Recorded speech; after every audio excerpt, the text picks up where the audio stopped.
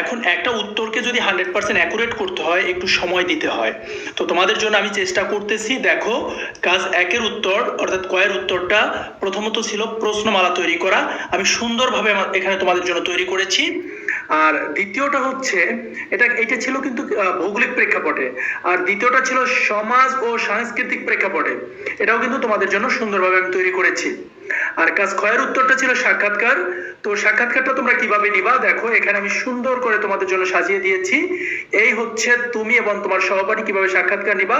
তো সাক্ষাৎকারকে 2টা পর্বে বিভক্ত করা হয়েছে, এই 2 পর্বে তুমি সাক্ষাৎকার নিবা। ঠিক আছে বিষয়টা? অর্থাৎ প্রথম পর্বে তুমি কি করবা, প্রথম পর্বে যে সাক্ষাৎকারটা নিবা, অর্থাৎ প্রথম পর্বে ওই যে ভৌগোলিক যে অঞ্চল ভিত্তিক যে সাক্ষাৎকার ওইটা নিবা। আর দ্বিতীয় পর্বে বাকি যে অংশটা আছে ওই অংশটার সাক্ষাৎকার তোমরা নিবা। অর্থাৎ আমি এখানে কিন্তু তোমাদেরকে সুন্দরভাবে পাঠ করে দিতে চেয়েছিলাম, কিন্তু সময়ের কারণে আমি পারিনি। সো এই যে চলো লিখেছি, এখানে তোমরা লিখে নিবা ভৌগোলিক পরিবেশের উপর, ওই ভৌগোলিক না, ওই যে সমাজ ও সংস্কৃতির উপর। আর এখানে যে চলো লিখেছি, এখানে হচ্ছে ভৌগোলিক প্রেক্ষাপট লেখাই আছে। সো এই যে 2টা পার্ট, এই 2টা পার্টে মূলত তোমরা উত্তরগুলো সাজাবা। দেখবা তোমাদের কিন্তু মার্ক তোমরা ভালো পাবা এবং অবশ্যই ত্রিভুজ পাবা।